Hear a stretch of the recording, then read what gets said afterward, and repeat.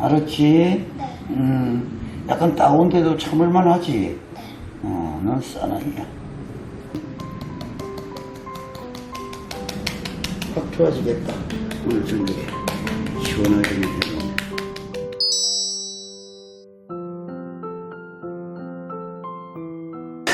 우리는 아직까지도 문제성 피부를 일으키는 원인이 무엇인지 모르는 세상에 살고 있습니다. 그러나 저는 다음과 같이 생각하고 있습니다. 문제성 피부는 소고화된 식습관과 산업 발전에 의한 환경 호르몬 유입, 그리고 피부 접촉에 의해 발생한다.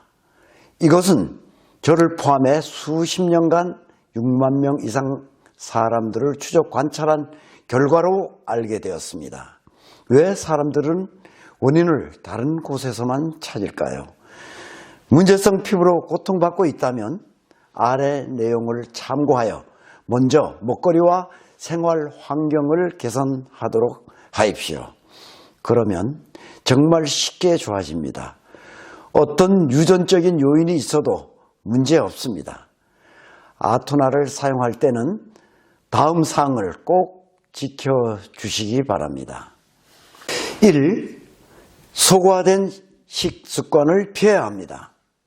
콜라와 스팸, 초콜릿, 가공행 종류, 치즈와 햄버거를 비롯한 닭고기, 돼지고기, 밀가루 음식은 문제성 피부에 심각한 악영향을 끼칩니다. 특히 관리 중에는 절대적으로 피해야 하는 이유를 더 살펴보겠습니다. 콜라는 알 수 없는 다양한 화학성분, 첨가물들이 들어가 있기 때문에 문제성 피부가 있는 사람이 콜라를 마시면 증상이 더 악화됩니다. 스팸과 햄, 소세지 종류는 부패 방지를 위한 솔빈산 등을 넣어서 만들 수밖에 없습니다.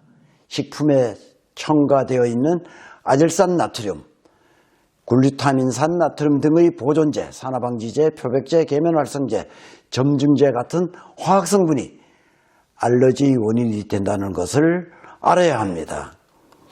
닭은 유전자를 조작하는 등 성장촉진제를 먹여 사육하기 때문에 건강하지 못한 누드닭으로 짧은 생을 마감합니다. 그리고 닭 사료에 들어가는 항생제 등과 양계장 주변 관리를 위해 사용되는 소독 화학제 등도 모두 우리에게 독이 되어 들어옵니다. 밀가루 음식에 들어있는 글루타민 성분은 장을 냉하게 함으로 문제성 피부를 가진 분들에게 해롭습니다. 그 외에도 밀을 수입할 때 향균제와 살충제 등을 살포하여 들어오고 재분한 이후에도 다량의 표백제와 보존제 등이 첨가됩니다.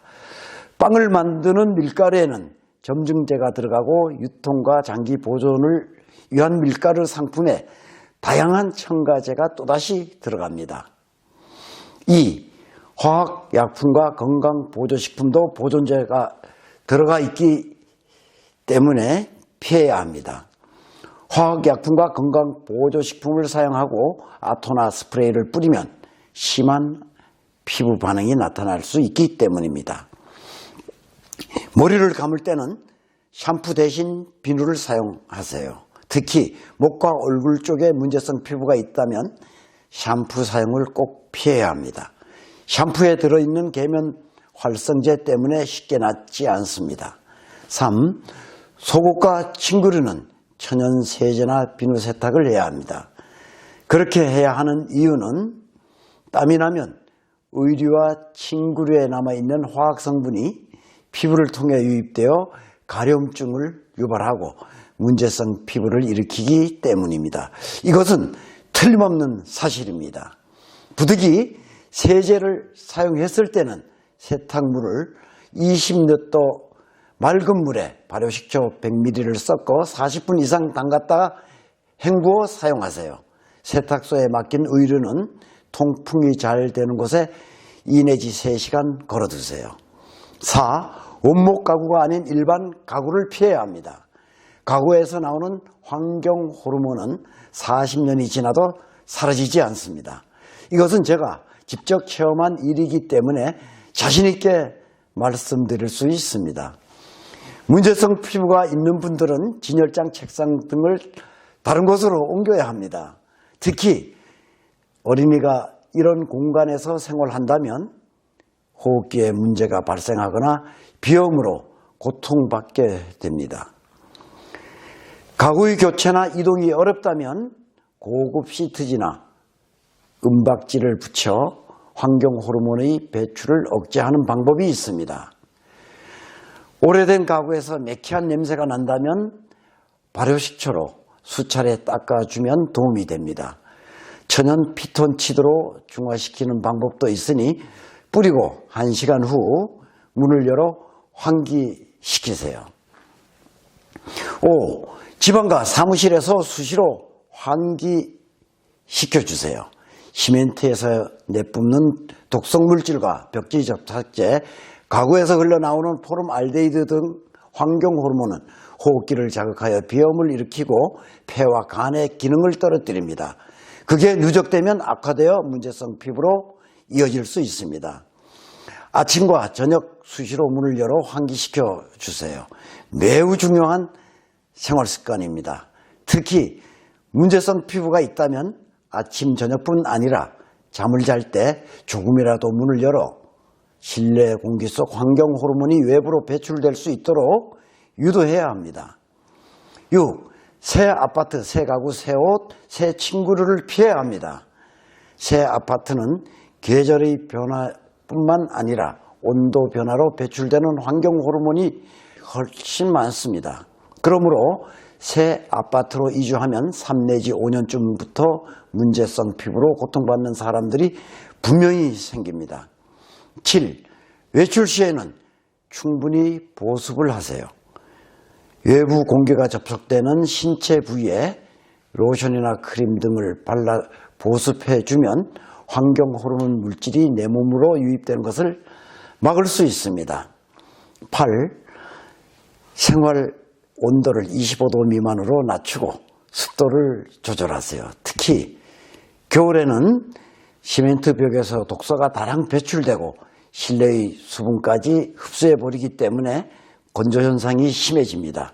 그러므로 겨울을 앞둔 환절기에 비염과 가려움증이 극성을 부립니다.